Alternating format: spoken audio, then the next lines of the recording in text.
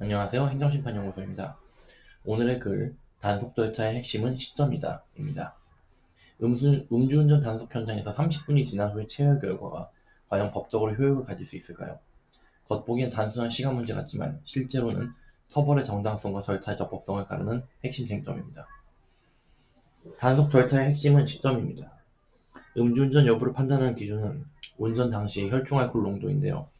단속은 현장에서 즉시 이루어지지 않을 때도 있습니다. 교통 상황이나 경찰 대응 절차에 따라 실제 측정이 늦어질 수도 있고, 이때 시간차가 발생하면 측정값이 달라질 가능성이 생깁니다. 알코올은 체내에서 빠르게 흡수되고 분해되며 평균적으로 30분에서 1시간 사이에도 수치가 상당히 달라질 수 있습니다. 따라서 운전이 끝난 후 30분 이상 지나서야 측정된 혈중 알코올 농도는 운전 당시 상태를 정확히 반영하지 못할 수도 있습니다. 법률에는 30분이라는 기준이 없습니다.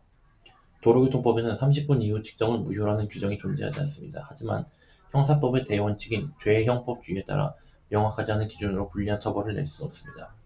이 때문에 단속 시점과 측정한 시점의 간격이 과도한 경우 측정 결과의 신뢰성 자체가 법정에서 문제가 될 수 있습니다. 실제 판례에서도 운전 종료 30분 이상 경과한 뒤 이루어진 체열 결과는 당시의 상태를 증명하기 어렵다면 무죄로 판단한 사례가 있습니다. 반면 일부 판례에서는 경찰의 절차가 합리적이라면 측정 결과를 인정하기도 했습니다. 즉, 30분 후에 측정은 상황과 절차에 따라 달리 판단된 점이 현실입니다. 절차가 공정하지 않다면 결과가 달라질 수 있습니다. 체열 측정은 강제 수사에 준하는 절차입니다. 따라서 경찰이 측정 전 운전자에게 충분히 설명하였는지, 측정이 지연된 이유가 무엇인지 중요합니다. 과정이 명확히 기록되지 않으면 행정심판이나 소송 단계에서 절차상 하자로 다툴 여지가 생깁니다. 특히 현장에서 호흡 측정 없이 바로 체열을 요구했거나 측정 이후 과도한 대기 시간이 발생한다면 해당 결과는 불리한 증거로 사용되기 어렵습니다. 행정심판이나 재판에서는 다음과 같은 부분이 쟁점이 됩니다.